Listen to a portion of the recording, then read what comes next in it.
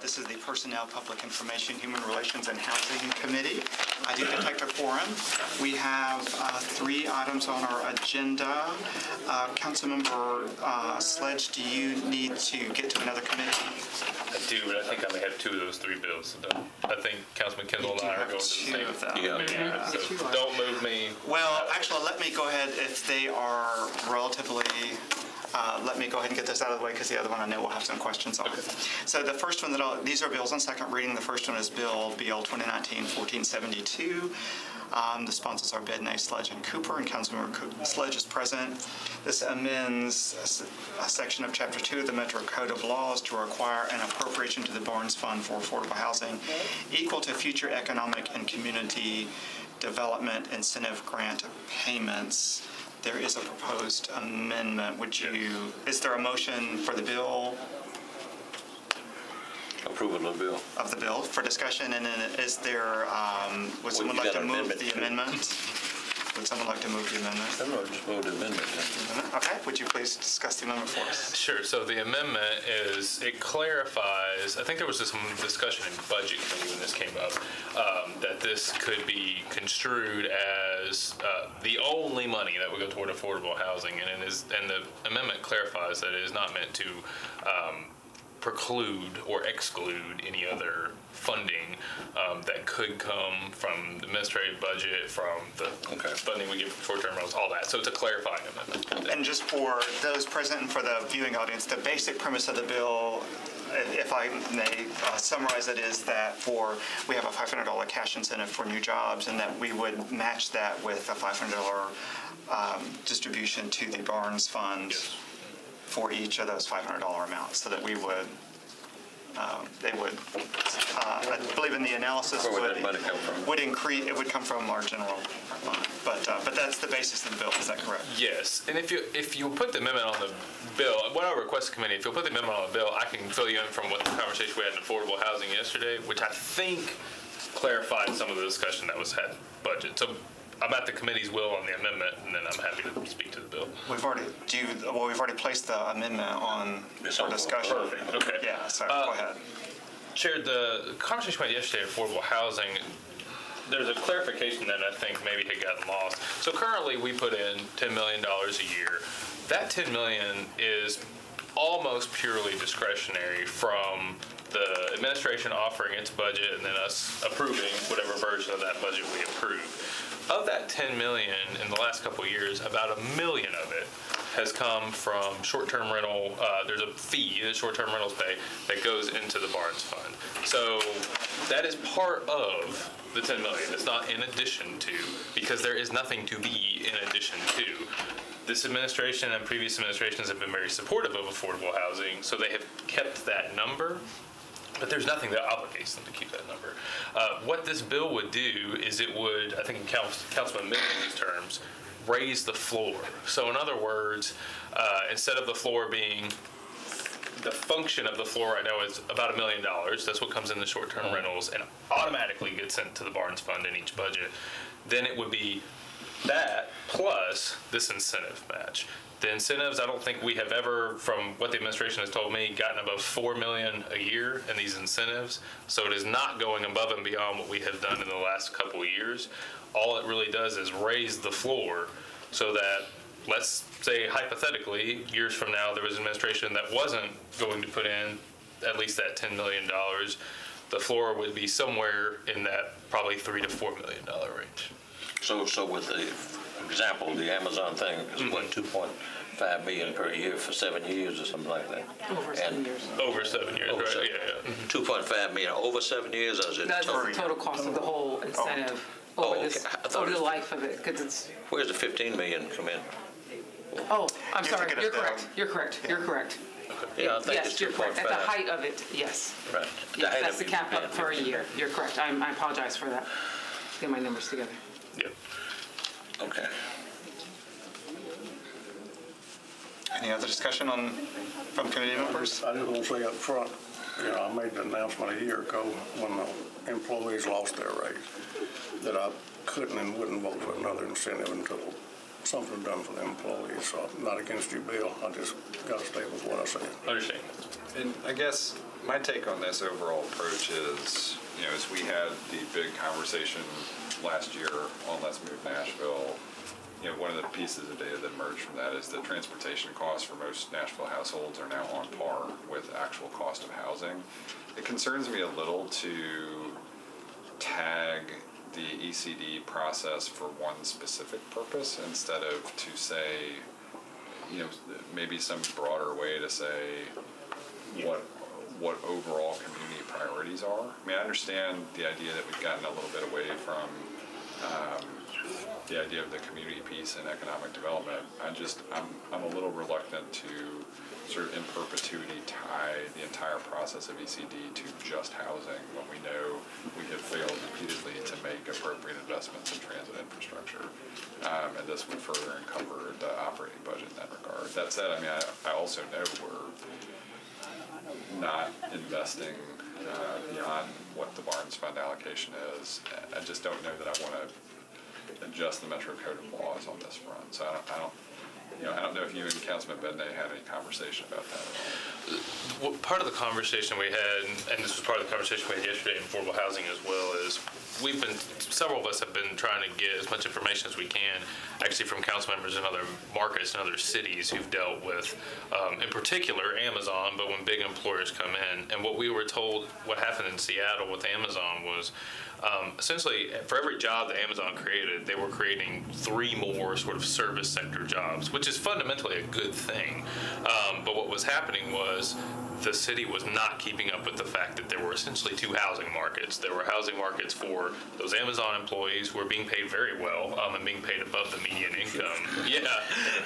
And then those service sector jobs that were not at the same level. So it wasn't really a problem for an Amazon employee in this case to go out and find a market rate house because they were available. It was a problem for those 3 service sector jobs to go out and find housing because the dearth was there. So that's why it was more specific toward housing, is the need, as we were told from people in our shoes in those other markets, where we were way too late when these things started happening and growing. I think that makes sense. To me, it makes a lot of sense. I guess I look at it and say I think there are sort of 4 big pieces right now in Nashville in this moment, and they have certainly changed, even in some ways, since we took office, right? I mean, so one is the housing piece we know about. The other is sort of the core fiscal, especially as it affects Metro employees, but also just Metro's ability to cover our own services, whether it's public safety or what have you. There's transit and transportation and kind of infrastructure specifically related to that. But then there's this deeper infrastructure issue where we have not been able to levy, at least per planning's analysis, impact fees under Tennessee Code. Sure. And we're really, the same scenario that you just described is also taking us further and further as you have neighborhood by neighborhood blocks creating 2 for 1 under existing base zoning, where a single home becomes 2, and that happens 10 times over. Suddenly the stormwater infrastructure, the sidewalk infrastructure, the street infrastructure, we're not paying for it just on the basis of property and sales taxes from that same piece, right? Like 10 houses is not giving you enough stormwater fee generation to cover pipes that are doubling their capacity in some cases. Again, I guess I'm just a little reluctant to go forward with, knowing that we have multiple competing priorities right now, just picking one and saying ECD ought to hit this. I don't know. I'm not against the idea of having housing there. I just worry that this is also going to make it even harder to invest in those other priorities. Totally understand the concern. And my hope would be, I think there's a lawsuit moving right now with Williamson County and regarding impact fees. So my hope would be we get at least a clear idea sooner rather than later about what additional revenue sources may be. My understanding too is, I'm not sure what the current level is that we're paying on incentives. My understanding is some of the big ones that we're seeing coming forward, we're not going to see those realized. In other words, we're not going to be seeing those in the budget for 4 years. So I think what we're trying to do is, like I said, plan ahead so that we're not put in the situation, quite frankly, of some of the other cities who have experienced what on its face is a very good thing when it comes to job growth and economic opportunity. And then all of a sudden the gap which is already widening, grows ever wider, and we're behind, further behind. Well, council colleagues, I don't want to limit discussion, but I do want to be respectful of everyone's time and know that we have a lot. Are folks ready to vote on the measure? Yeah, Let's go. Okay. All in favor of the bill as amended? Aye. All opposed? no. Opposed.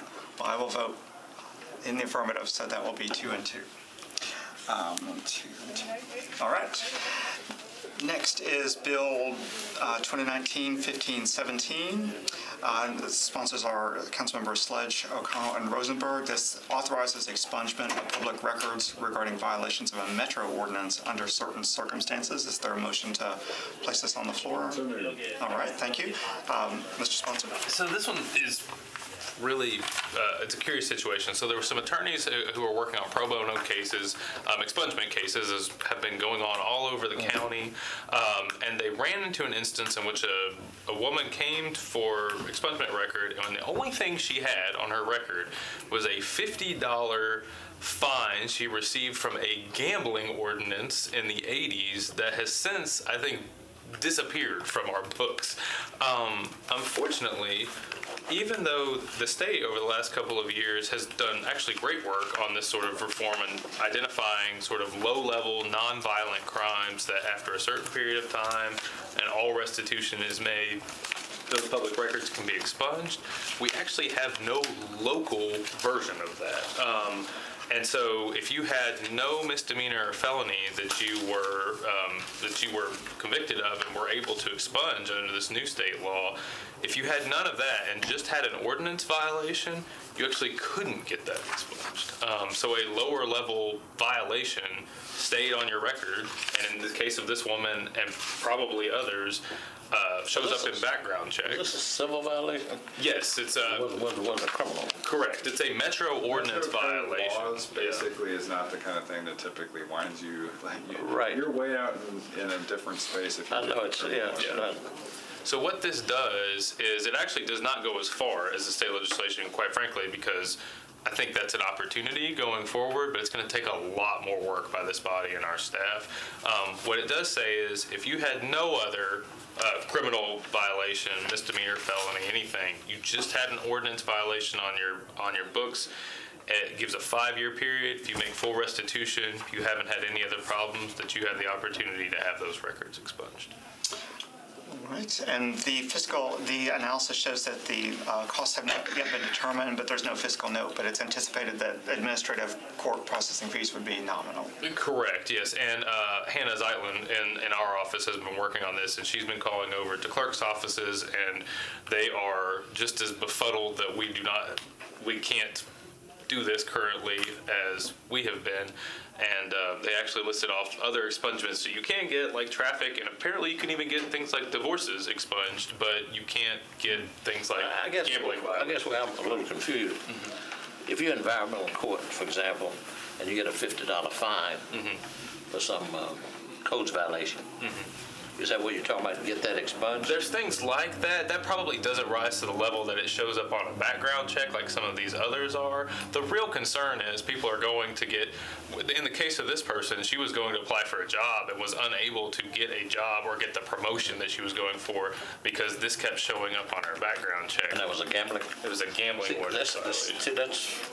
I've never heard of an ordinance, a violation of an ordinance for gambling.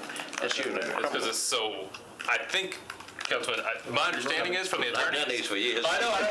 My understanding was it was 35, almost 40 years ago. Yeah, way back. They don't, numbers or something. But they didn't have. You don't get a. You used to arrest some of my clients. But you don't get a civil violation for gambling. It's always a criminal. Yeah, the understanding from this particular case that I have, and I've tried to ask as many questions as I knew how to ask, was it was almost what she thought at the time, it was almost like a plea deal, essentially. Instead of being charged for a misdemeanor, she would plead, I'm going to use the word guilty, but she would plead to a metro ordinance instead and thought that'll keep a misdemeanor off of her record, but it turns out that ordinance violation has followed her around as well. Well, even if she was gambling, that's not something that should stay with somebody. That shouldn't be on the. Totally agree. None of these are going to be Yeah. violent, Yeah. right? This is specifically to the benefit of people that are looking to make professional advancements and show up on a background check because they couldn't do something simple, right? I guess my only concern is how did they ever show up? You know, and what is the administrative process? They either got cited, arrested, or whatever, Yeah, they had to and it's get on their arrested, record, yeah. and they don't have any way to move it right now. This gives that avenue for funding. Yeah, and these may be very unique in a few cases. Yeah. And- Yes, It'll have to probably be, yeah. more than a few hundred. Right. The issue, I think the larger issue that this future councils will need to take up is Title 11 of our code is almost hilariously outdated in some ways, and I think we'll have to. When you say nonviolent, they can't be any kind of drug charge. Oh, no. Right. No, because those would rise to that level. That would That would rise to the misdemeanor and felony level. Yeah. Is there any more discussion? Are we ready to vote? I'm ready. All right, all in favor? Aye. Any opposed? All right, great. Recommended for approval, 4 in favor, 0 against. We do have one other item, which is a resolution. This is Resolution RS 2019-1621. Sponsors are Councilmember Bircher with Budget and Finance and myself as Personnel Committee Chair. This amends the pay plan for general employees of the Metro government, excluding employees of the Board of Health, Board of Ed, Police, Fire, by adding positions of Community Oversight Board Executive Director, Community Oversight Board Assistant Director, and Community Oversight Board Legal Advisor. I'll move approval. All right, we'll place it on I just the, got a question. sure. The pay on those positions, we don't have nothing to do with that. You either, right? Well, they are going to be, with the exception of the executive director, all the positions are civil service. The charter contemplates 9 positions. We were able to map 6 of those positions to existing classifications in our pay plan. We were unable to map these 3, so we created job descriptions for them, had them presented to the Civil Service Commission to include in our pay plan because they will get compensated likely at some point this fiscal year, which is the only mechanism for this. The pay plan itself will actually outline the pay grades, which is why they are outlined. So these classifications will be tied to these pay grades, but the pay will be offered for the executive director commensurate on experience as determined by the Community Oversight Board because it's non-civil service. The other 2 positions here and then the remaining 6 that we were able to map, those will be offered in accordance with civil service rules. But they'd be comparable to people in the civil service. Absolutely. Quite They're consistent, in consistent fact. with the overall Metro Quite pay plan. consistent, and subject to the same provisions, rules, policies. Executive director will just be the only one that's not civil service. Sure. Director Hall, one of the things I was interested in, and perhaps the viewing audience at home might be as well, is that the executive director pay scale is lower than the assistant. Yes. And I just wanted to gain some more HR insight about that. Yes, it's something that's bothered us for a while. We're fixing it, so don't worry. So obviously in the pay plan, they outline a number of classifications, right? Significant. There's also director pay scales. So that's what we refer to as Director Pay 1, DP1, DP2, DP3. So for some of our smaller administrative departments, like Community Oversight Board, like the Arts Commission, like Human Relations Commission, those are typically in our DP1 sector, and that's consistent with salary studies that we do comparable across the United States. DP2 is somebody more like me in the middle. DP3, think fire chief, think police higher chief, department hospital. heads. That's right. Your really big public safety infrastructure ones. The DP1 scale is out of whack. I mean, with the historical, really more of the salary trends that we're seeing across other municipalities that are peer cities of ours. So that is actually a tweak that we're planning on making in the upcoming pay plan, the regular pay plan. Yeah. There are actually, by our estimates, not going to be any cost associated by taking the folks that are kind of in that and sliding it up because their pay is already in that range, but it's embarrassingly low. So that range, we are shifting that range up to be in market rate. In the upcoming, Not this one, but the upcoming pay plan and so that tweak is happening. okay. And then the funding source for these 3 positions, how does that work within the current fiscal year budget? So the charter amendment contemplates a budget of at least $1.5 million So the positions will be covered as part of that. They'll still have plenty of wiggle room within that. Our estimates based on, and just so I know that you see the DP range, we anticipate, commiserate upon experience as determined by the Community Oversight Board, that the executive director is likely somewhere in that 100 to 115 range. And then the assistant director somewhere in that 90 range, and probably senior level somewhere between 80 and 90, commiserate upon experience. We expect all of the positions that are outlined in the charter amendment, which are 9, to be probably about half of that 1.5 million, and we've already been in discussions with finance. They are taking preliminary steps to start setting up that budget as appropriate. So we're working on it. Okay, and then these positions, this legislation would have to be approved first, and then the positions could be posted, is that correct? No, we actually, in the interest of time, because the charter amendment has a hard, it contemplates a date that is not very realistic, but we are working as though it is the most realistic thing we've done. So we are working at warp speed and at a feverish pace. So the first Community Oversight Board meeting, I spent half of the meeting discussing the entire plan. And that's right, we have been working on this literally since the day after it passed. Okay. So we obviously brought these job descriptions, had those crafted, brought them to the Civil Service Commission. That was a 2 meeting. We dropped the executive director posting. That's recently closed as of Sunday night. And as we begin the evaluation process with the interview panel and the Community Oversight Board, we're going to start dropping other key positions so that the first order of business for the executive director is for us to surround that person, come around them, give them some really strong panels, and help them select probably the assistant director, the senior legal advisor, and possibly a lead investigator. And then have that core team to help her build the rest of the staff so that hopefully we'll have a functional staff hopefully by middle of April, and then hopefully full staff by the end of May. Okay. Any other questions by committee members? Are we ready to vote? I'm ready. All in favor? Aye. Aye. Any opposed? No? All right. Recommended for approval. Thank you very much to everyone, and this concludes our meeting. Thank you.